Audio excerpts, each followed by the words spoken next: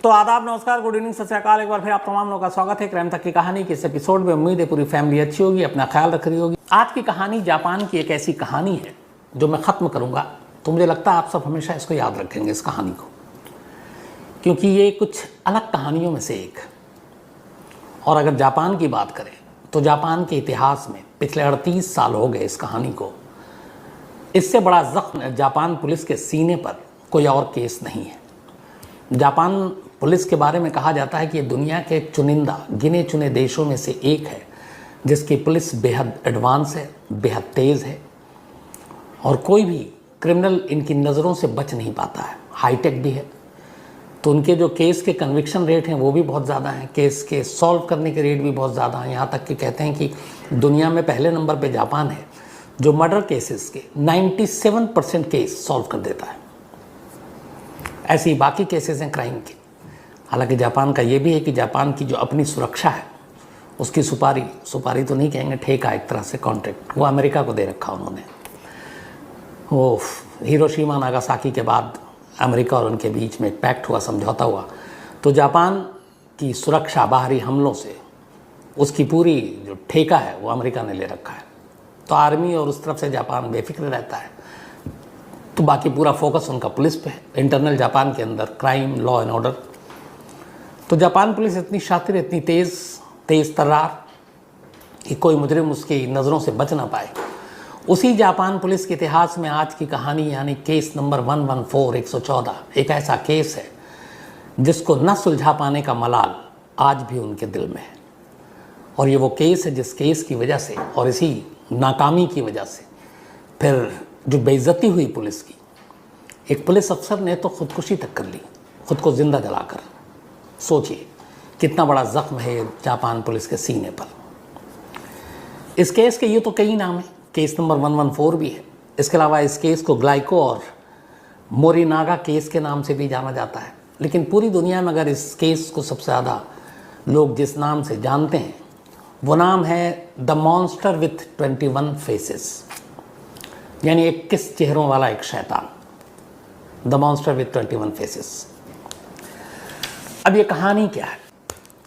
कहानी ये है कि जापान में बहुत सारी ऐसी कंपनी हैं जो हर देश में होता है, जो खाने पीने की चीज़ें, इस तरह के प्रोडक्ट बनाती हैं। तो जापान की एक बहुत बड़ी कंपनी थी जो कैंडी, चॉकलेट ये बनाया करती थी, बहुत पॉपुलर और बहुत बड़ी कंपनी। उसका नाम था ग्लाइको कंपनी बहुत कैंडी बनाती थी और बड़ा मशहूर था, उसका टेस्ट बहुत अच्छा होता था। इस कहानी की शुरुआत होती है, अच्छा कुल 17 महीने की ये कहानी है। 18 मार्च 1984 की ये कहानी है। इस ग्लाइको कंपनी के जो कैंडी बनाता है पूरे जापान में, जिसके सप्लाई चेन है, इसी ग्लाइको कंपनी के ओनर, मालिक, जिनका नाम है इज़ाकी के घर पर 18 मार्च 1984 की रात 2 नकाबपोश घर में दाखिल होते हैं। एक के हाथ में पिस्टल, एक के हाथ में राइफल। जब ये दाखिल होते हैं तो वो घर एक साथ 2 घर है। एक हिस्से में खुद इज़ाकी रहते हैं अपनी बच्चे और बीवी के साथ, और एक हिस्से में उनकी माँ। तो ये 2 नकाबपोश, चेहरे पे नकाब है, रात करीब 9 बजे का वक्त है, 18 मार्च की तारीख है, साल 1986 का है। हाथ में पिस्टल और हाथ में राइफल लेकर इज़ाकी के घर में दाखिल होते हैं। चोरी की चाबी का इन्होंने पहले से इंतज़ाम कर रखा था। जब पहला दरवाज़ा खोलकर अंदर दाखिल होते हैं तो सामने 70 साल की एक बूढ़ी औरत इन्हें दिखाई देती है। वो इज़ाकी की माँ थी। सबसे पहले वो इज़ाकी की माँ को पकड़ते हैं, गन दिखाते हैं, कहते हैं शोर मत करो, और वहीं घर में रखे टेलीफोन के तार से इज़ाकी की माँ को बांध देते हैं। अब इज़ाकी की माँ को बांध दिया, मुंह पे टेप लगा दिया। अब उसी के अंदर इंटरकनेक्टेड है, वो दूसरे घर में दाखिल होते हैं। जैसे दूसरा दरवाज़ा खोलकर अंदर दाखिल होते हैं, सामने एक जवान औरत, इज़ाकी की वाइफ, उसे भी पकड़ते हैं, गन दिखाते हैं और टेलीफोन के तार से उसे बांधने लगते हैं, और अभी मुंह पे टेप लगाना है। इज़ाकी की वाइफ को लगता है लुटेरे हैं, वो कहती है काम करो, तुम्हें कितने पैसे चाहिए, तुम पैसे ले लो, हमें कुछ मत करो, छोड़ दो। वो कहता है हमें पैसे नहीं चाहिए, हमें कुछ और चाहिए, और ये कहकर फिर वो मुंह पे टेप लगा देता है। अब 2 लोगों को टेलीफोन के तार से वो बांध चुके, दोनों नकाबपोश अब घर में तलाशी लेते हैं जिसके लिए वो आए थे कि इज़ाकी कहाँ है। ढूंढते ढूंढते दोनों बाथरूम में पहुंचते हैं। दरवाज़ा खोलते हैं, देखते हैं बाथ टब में इज़ाकी अपने 2 छोटे बच्चों के साथ है, वो उन्हें नहला रहा है। कोई कपड़े नहीं है इज़ाकी के जिस्म पर क्योंकि बाथ टब में है। ये दोनों गन दिखाते हैं, इज़ाकी को गन पॉइंट पे लेते हैं और कहते हैं हमारे साथ चलो। उसे लेकर बाहर निकलते हैं। बाहर आने के बाद एक कार की पिछली सीट पर इज़ाकी को यूं ही नंगा बिना कपड़ों के डालते हैं और घर से रवाना हो जाते हैं। इसके बाद अब वो उसे ओसाका ले जाते हैं। ओसाका के एक खुफिया घर में, एक बड़ा सुनसान इलाका था, वहाँ ले जाकर उसे बांध कर रख के छोड़ देते हैं। कोई गार्ड नहीं, कोई पहरेदार नहीं, बट वो बहुत सुनसान इलाका, हाथ पैर भी ठीक से बांधे। ये सब करने के बाद अब अगले दिन सुबह इधर रात को ही पता चल गया कि इज़ाकी को कुछ लोगों ने किडनैप कर लिया है। माँ बीवी बंधी हुई थी, पुलिस पहुंच चुकी। पुलिस ने तफ्तीश शुरू की। कंपनी में उधर हड़कंप मच गया, हमारे ओनर किडनैप हो गए। अब अगले दिन एक मैसेज आता है इसी ग्लाइको कंपनी के जो नंबर 2 था वहाँ का, जो उसके पास, और कहा जाता है कि तुम्हारे कंपनी के ओनर मिस्टर इज़ाकी हमारे कब्ज़े में है। 21 मार्च तक, ये बात 18 मार्च की है, 3 दिन का वक्त, 19 मार्च को ये मैसेज गया, तो 19, 20, 21 3 दिन। 21 मार्च को इस वक्त तक हमें 1 बिलियन येन जापानी करेंसी और 100 किलो गोल्ड सोना, अगर तुमने नहीं दिया तो इज़ाकी को हम मार डालेंगे। 1 बिलियन येन उस ज़माने में शायद 9 मिलियन US डॉलर के करीब था, बड़ी रकम थी। अब जैसे ही ये कंपनी में फ़ोन आया, हड़कंप मच गया। इधर पुलिस तक खबर है, पुलिस ने हर तरफ नाकेबंदी कर दी, ढूंढना शुरू किया, तलाश जारी है।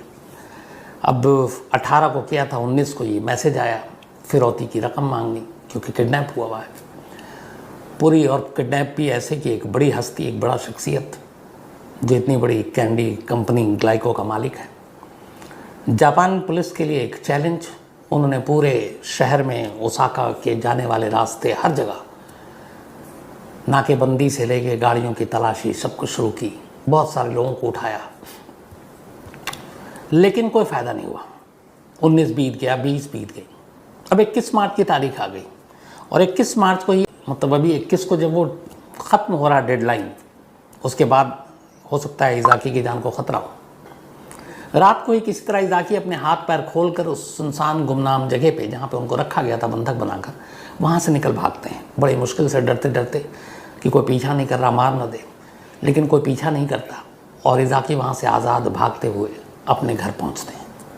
घर पहुँचने के बाद पुलिस को खबर दी जाती है, उनका प्रोटेक्शन की सुरक्षा बढ़ा दी जाती है। अगले दिन अखबारों में खबर कि बड़ी तारीफ वाली खबर कि इज़ाकी ने किस तरीके से किडनैपर्स को बचा दिया और उनके चंगू से निकलकर जान हथेली पर डालकर वहाँ से भागा है और बच गए। और इत्तेफाक से रैंसम की रकम देने से पहले ये काम हो चुका था। तो बिना फिरौती दिए हुए ही इज़ाकी छूट कर आ गए या भाग कर आ गए। लगा किस्सा ख़त्म, लेकिन किस्सा ख़त्म नहीं हुआ था। इज़ाकी जब छूट कर आए, उसके अगले दिन उनकी जो फैक्ट्री, जो दफ्तर था, वहाँ पे 6 गाड़ियाँ खड़ी हुई थी। 6 के 6 में अचानक आग लग गई। अब पहले लगा पता नहीं क्या हादसा है कि क्या है। इसके बाद इस घटना के फिर 1-2 दिन बाद उनके ही इस कंपनी में एक कंटेनर ने किसी ने भेजा कि कंटेनर आया। उन्होंने कंटेनर आता जाता था कंपनी में, बट जब उस कंटेनर को खोला गया तो उसमें हाइड्रोक्लोरिक एसिड भरा हुआ। अब इस एसिड का क्या करना था पता नहीं, वो तो एंड टाइम पर पुलिस को खबर दी गई और पूरा जो है कंटेनर, तो ये दूसरा हादसा होते होते बचा। अब जोड़ना शुरू किया कि 6 कार का जलना, ये इज़ाकी का भाग करा जाना, किडनैपर का यूं उनका पीछा ना करना, ये सारी बात चल रही, लेकिन कुछ पता नहीं ये सब हो क्या रहा है। पता तब चला जब पूरा महीना मार्च का ख़त्म हो गया, धीरे धीरे लोग भूलने लगे इज़ाकी की किडनैपिंग की बात को। 8 अप्रैल 1984 की तारीख आ गई, मतलब लगभग 15-16 दिन बीत गए थे 21 मार्च के डेडलाइन के बाद। तो 8 अप्रैल को एक जापान पुलिस को एक लेटर मिलता, एक गुमनाम ख़त, और वो लेटर जो लिखा गया था उसकी शुरुआत ही ऐसे थी कि जापान के बेवकूफ़ पुलिस वालों के नाम। ये लेटर का पहली लाइन थी लेटर की, जो ख़त्म था। अब सोचिए, जापान पुलिस के पास एक गुमनाम लेटर उनके अफसर के पास आया था, और लेटर खोलते ही पहली लाइन यही है कि to the police fools of Japan, Japan के बेवकूफ़ पुलिस वालों के नाम। अब उस ख़त में आगे क्या लिखा था, ये हूबहू पूरा ख़त, उसका ट्रांसलेशन मैं बता रहा हूँ, जो भेजा गया था 8 अप्रैल 1984 को।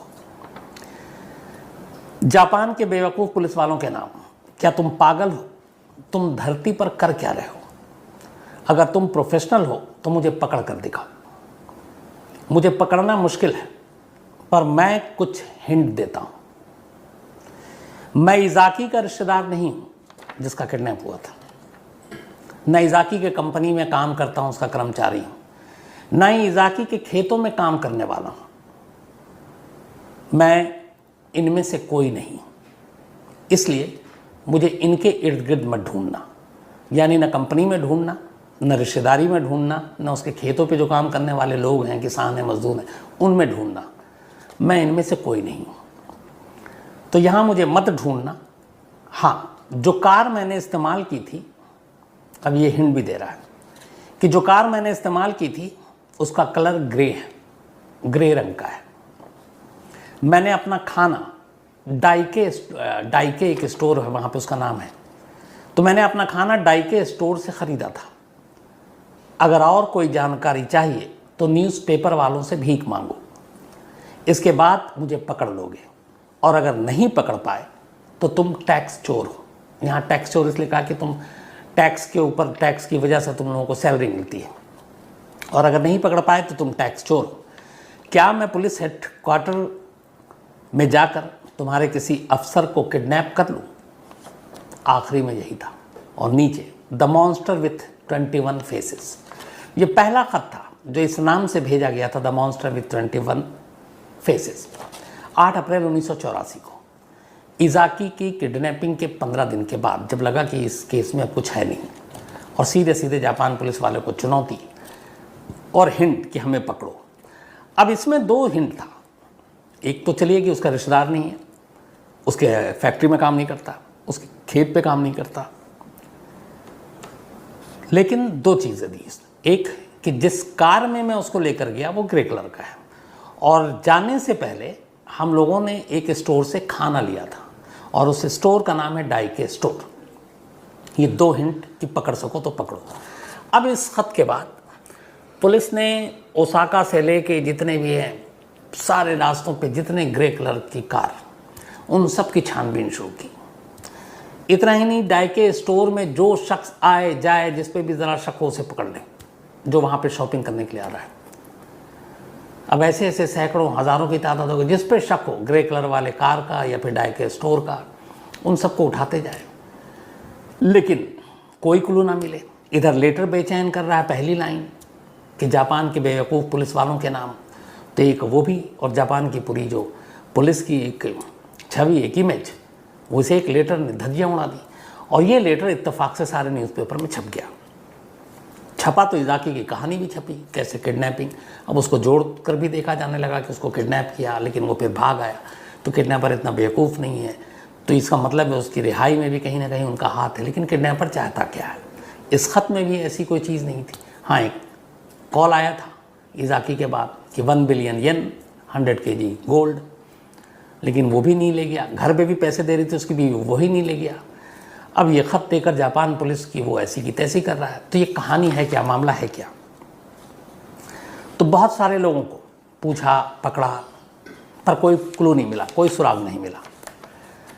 पुलिस लगी रही अपनी इस बदनामी को झेलते हुए। अब 8 अप्रैल के बाद ठीक 1 महीना 2 दिन बीत गए थे। 1 महीने 2 दिन के बाद एक दूसरा लेटर पुलिस के पास आता है, और ये एक लेटर जो पुलिस के पास आया, साथ ही एक और कंपनी को भी ये लेटर भेजा गया। और ये जो कंपनी थी, ये इस जापान में जैसे ग्लाइको है जो बनाती है चॉकलेट और ये कैंडी, मोरिनागा, ये भी ऐसी खाने के प्रोडक्ट और कैंडी ये सब बनाने में एक बड़ी कंपनी। तो अब दूसरी चॉकलेट या कैंडी की कंपनी मोरिनागा, उसके नाम एक दूसरा ख़त 10 मई 1984 को। इस ख़त में लिखा था, मैंने तुम्हारी कंपनी के प्रोडक्ट में पोटेशियम साइनाइड मिलाकर अलग अलग स्टोर में रखवा दिए। जो भी खाएगा उसकी मौत ज़रूर होगी और उनका जिम्मेदार कंपनी होगा। अब इस लेटर से पहले एक और लेटर आया था और वो लेटर ग्लाइको कंपनी के नाम पे आया। पुलिस ये पहले ढूंढने की कोशिश कर रही थी कि उसने इज़ाकी को उठाया, पैसे नहीं लिए, रैंसम भी नहीं मिला, वो भाग भी गया, तो ये चाहता क्या है। और जापान पुलिस को लेटर लिख रहा है।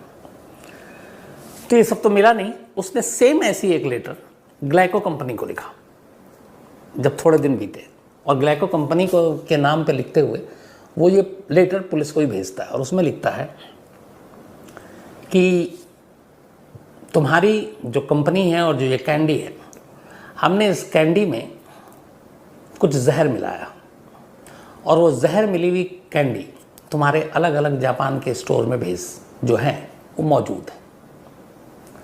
अब अगर कोई भी खाएगा तो मारा जाएगा। अब जैसे ही ये लेटर आया तो हड़कंप मच गया। अब उसमें ये नहीं लिखा था कि किस फ्लेवर की कैंडी में या कौन सी कैंडी में। अब कैंडी के अलग अलग वैरायटी थे, तो अगर वो ये लिखता कि फ़लाने कैंडी में, तो शायद उस सारे कैंडी को वापस ले आते। लेकिन लेटर लिखने वालों ने ये लिखा ही नहीं कि किस कैंडी में, किस फ्लेवर में, किस। तो ये था कि जितनी भी कैंडी इस कंपनी में बनती है उन सब में हो सकता है और रिस्क नहीं लिया जा सकता।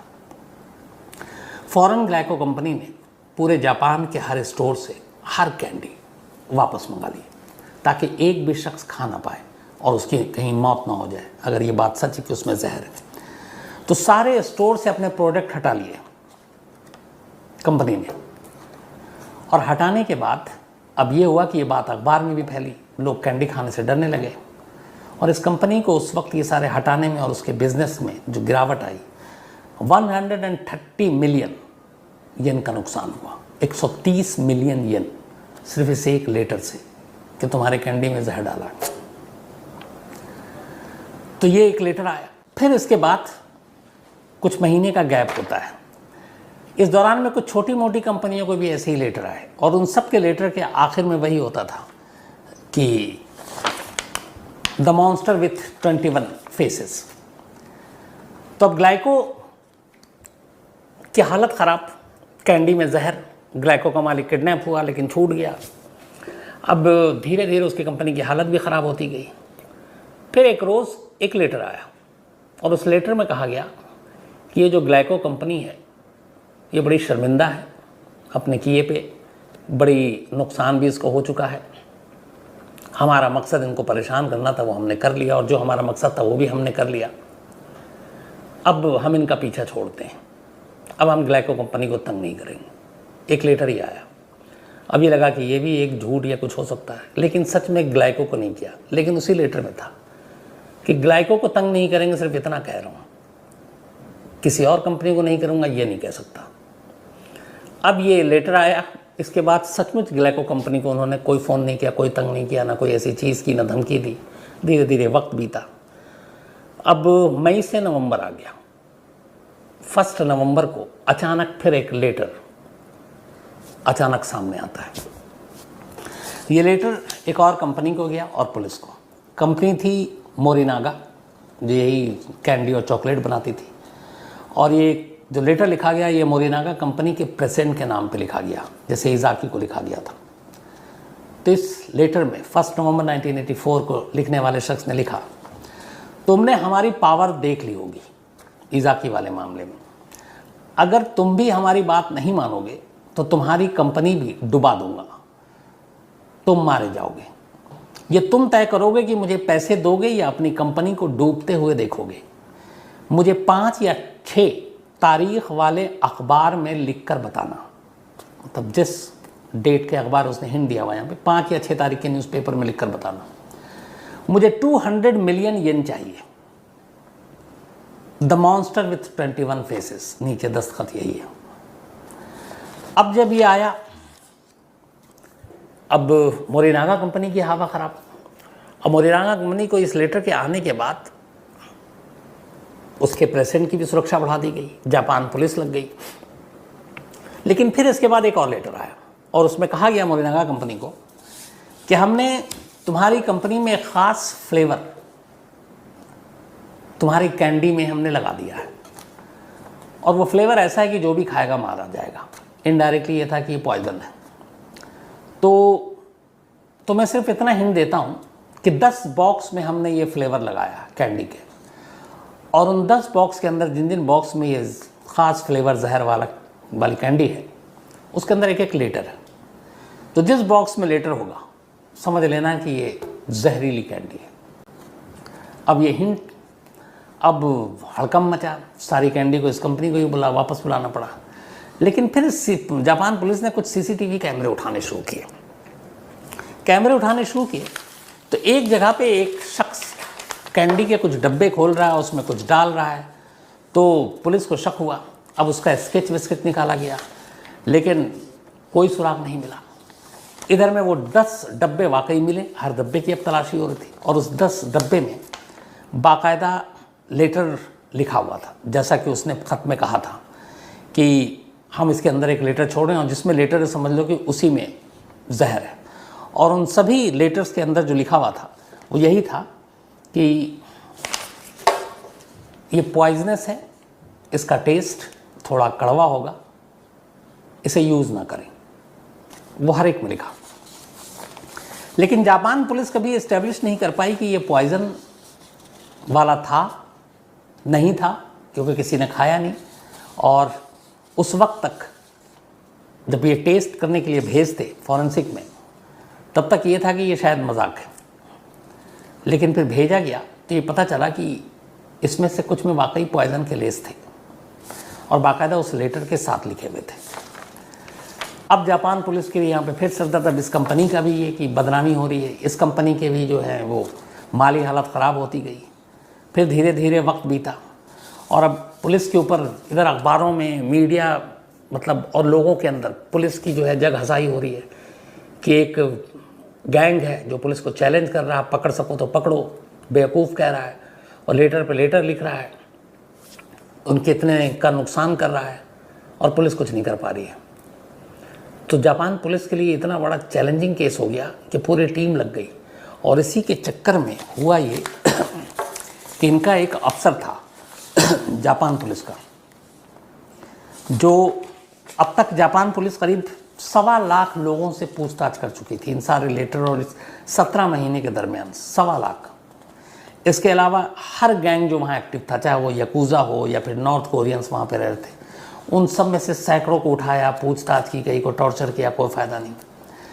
बहुत सारे लोगों से टिप्स मिले, वो सब बेकार निकले, बट किसी को भी ये लोग पकड़ नहीं पाए। और इन्हीं में से एक पुलिस अफसर था, जो एक वहाँ के सीनियर अफसर, जिनका नाम था शोजी यमामोतो। शोजी यमामोतो इस केस पे इस तरीके से लगे हुए थे कि इसको उन्होंने बना लिया था कि हम जापान पुलिस की इस बदनामी के दाग को धोएंगे। लेकिन कुल्लू तक नहीं मिला, 1.25 लाख लोगों तक मेहनत कर ली, कुछ नहीं हुआ। आखिरकार एक रोज़, ये तारीख थी अगस्त 1985, अगस्त 1985 में शोजी ने खुद पर मिट्टी का तेल डालकर आग लगा ली और उनकी मौत हो गई। अब उनकी मौत की खबर अखबारों में छपी कि कैसे एक गैंग, ये जो मॉन्स्टर विथ 21 फेसेस, इसकी नाकामी ने एक पुलिस अफसर, एक सीनियर पुलिस अफसर की जान ले ली है। अब जब ये डेथ की खबर आई, इसके बाद फिर लेटर लिखा इस गैंग ने, द मॉन्स्टर ऑफ 21 फेसेस ने। उस लेटर में इसने लिखा, how is stupid of him, ये उस पुलिस अफसर के लिए जिसने अपनी जान दे दी थी। उसके बाद वो आगे लिखता है हालांकि कि हमें, हमारी संवेदनाएं उसके परिवार के साथ हैं, उस पुलिस अफसर के, और अब हमने तय किया है कि अब हम जो फूड बनाने वाली कंपनियां हैं, उन कंपनी को अब हम टॉर्चर और नहीं करेंगे, ना हम उनको तंग करेंगे, ना परेशान करेंगे। आज के बाद अगर कोई हमारे नाम पर द मॉन्स्टर विथ 21 फेसेस कोई ब्लैकमेल करता है, रैंसम मांगता है या कोई लेटर भेजता है, तो समझ लीजिए कि वो हम नहीं हैं, कोई हमारी कॉपी कर रहा है। ये लेटर लिखा अगस्त 1985 में, बाकायदा उस पुलिस वाले को श्रद्धांजलि देते हुए, और ये कि अब हम किसी फूड कंपनी को तंग नहीं करेंगे। इस बार लेकिन उन्होंने मॉन्स्टर विथ 21 फेसेस से पहले कुछ और अपने नाम लिखे, यानी अपने बारे में कहा। वो लिखा कि हम लोग बुरे लोग हैं और हमें मज़ा आता है ऐसे काम करने में। अगर एक किसी चीज़ में फ़न आ रहा है, मज़ा आ रहा है, तो फिर बुरे होते हुए भी उसको करने में क्या बुराई है, तो मज़ा आ रहा है हमें। तो ये आखिरी लेटर था जिसमें उन्होंने ये कहा कि अब हम दोबारा कभी नहीं करेंगे किसी फूड कंपनी को तंग, और इसके बाद कोई अगर करता है तो हमारी कॉपी कर रहा है। तो अगस्त 85, मार्च 84 से शुरू हुआ ये सिलसिला, अगस्त 85 में ख़त्म हुआ, तो करीब 12-17 महीने। और वाकई अगस्त 85 के बाद कभी भी कोई ऐसा लेटर नहीं आया, ना किसी को धमकी दी गई और ना ही कोई किसी को टॉर्चर किया गया, ख़ासतौर पर किसी फूड कंपनी में। उसके ये दोनों कंपनी ने भी अपना काम ठीक ठाक किया। तो जापान के इतिहास में आज भी कहते हैं, अब बाद में फिर रिपोर्ट भी आई थी, उसमें ये रिपोर्ट थी कि हाँ, मैंने शुरू में वो एक जगह गलत कि किसी को भी जहर से इस गैंग ने नहीं मारा, कोई मनी एक्सचेंज नहीं हुआ, मतलब किडनैपिंग हुई, रैंसम नहीं लिया, दोनों से मांगा नहीं लिया, जहर भरी कैंडी की बात की पर जहर से कोई मरा नहीं। तो ऐसा केस था कि जिसमें ना कोई पैसे का लेन देन हुआ, ना किसी की मौत हुई, ना किसी की जान ली, लेकिन 17 महीने तक परेशान करके रख दिया और कई कंपनी की तो पूरी मार्केट ही डुबा के रख दी। और सबसे बड़ा जख्म दिया पुलिस वालों को कि पकड़ सको तो पकड़ लो। 38 साल के इतिहास में जापान के आज भी ये केस अनसुलझा है। आज भी नहीं मालूम कि ये 21 फेसेस वाले जो मॉन्स्टर है ये असली में है कौन, था कौन। और दूसरी चीज़, जापान का कानून है कि अगर किसी जुर्म के लिए किसी मुजरिम को आप पकड़ते हैं 25 साल के अंदर तो ठीक है, अगर 25 साल बीत गए उस क्राइम को किए हुए तो फिर 25 साल बाद आप उसको सज़ा नहीं दे सकते, वो अपने आप फिर आज़ाद है। अगर इस केस को 38 साल हो गए, आज ये जो गैंग है पूरा, ये मॉन्स्टर गैंग विद 21 फेसेस, अगर सच में इनके चेहरे पे नकाब था और ये सारे मॉन्स्टर ये अपने नकाब उतार कर सामने आ जाए और कहें कि हाँ, मार्च 84 से लेकर अगस्त 85 तक जो ये सारा काम हुआ, जो पुलिस को हमने लेटर लिखा, वो हम लोग हैं, और ये अपने नाम, अपने चेहरे, अपनी पहचान के साथ सामने आ जाए, तो आज जापान पुलिस इनका कुछ नहीं कर सकती, क्योंकि 25 साल से ऊपर के इस केस को हो गए। अब उन्हें वहाँ के कानून के हिसाब से सज़ा नहीं दिया जा सकता, तो वो आज़ाद है। तब सवाल ये है कि क्या वो हिम्मत करेंगे सामने आने की, क्योंकि उन्हें भी मालूम है कि अब वो उस सज़ा के दायरे से बाहर निकल चुके हैं। लेकिन 38 हो गए, 25 साल को भी बीते हुए, तो मतलब 13 साल और हो चुके हैं। अगर आना होता तो 26वें साल में भी आ सकते थे, 27वें में भी आ सकते थे। अब 38 में आने की गुंजाइश थोड़ी कम है, लेकिन क्या पता किसी दिन चेहरे से नकाब हट जाए और पता चले कि ये वही है, द मॉन्स्टर विथ 21 फेसेस, जिसने जापान पुलिस की नींद हराम कर दी थी। तो ये थी वो कहानी। आपसे मुलाकात होगी किसी नई कहानी के साथ, तब तक अपना ख्याल रखिएगा। Thank you very much.